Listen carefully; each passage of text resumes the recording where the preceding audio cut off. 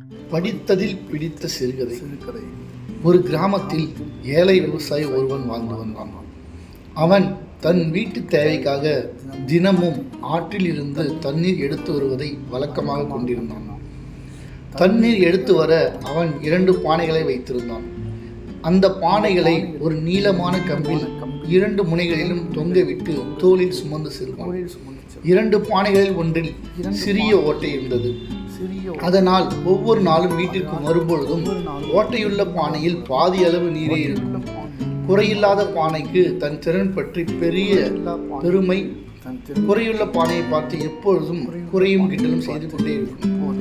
இப்படி 2 வருடங்கள் கழிந்துவிட்டன. கேலி கிண்டல்களை பொறுக்க முடியாத பானை அந்த எஜமானை பார்த்து, ஐயா, என் குறை நினைத்து நானே மிகவும் கேவலமாக உணர்கிறேன். உங்களுக்கும் தினமும் என் குறையால் வழியெல்லாம் தண்ணீர் சிந்தி உங்கள் வேலைப்பளு மிகவும் அதிகரிக்கிறது. என் குறையை நீங்கள் தயவு செய்து கூர்ந்து சரி செய்யுங்கள் என்றது குறையுள்ள பானை. அதற்கு அந்த விவசாயி, பானையே, நீ ஒன்று கவனித்தாயா?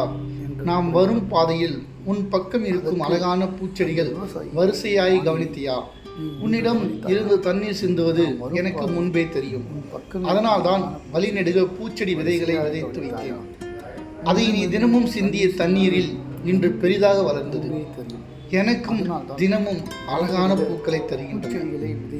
அவற்றை வைத்து நான் வீட்டை அலங்கரிக்கின்றேன். மீதமுள்ள பூக்களை விற்று பணம் சம்பாதிக்கின்றேன். இதை கேட்ட பானை கேவலமாக உணர்வதை நிறுத்திவிட்டு அடுத்தவர் பேச்சை பற்றி கவலைப்படாமல் தன் வேலையை கருத்துடன் செய்ய தொடங்கியது. அடுத்தவர் பேச்சை பற்றி கவலைப்பட்டால் நாம் எந்த வேலை செய்ய முடியாது என்பதை இந்த கதை நமக்கு உணர்த்துகிறது. அடுத்தவர் என்ன சொல்லுவார் என்ற வாழ்க்கையை வாழ்ந்து கொண்டிருந்தால் நம் வாழ்க்கை எப்போதும் நிம்மதியாக வாழ முடியாது.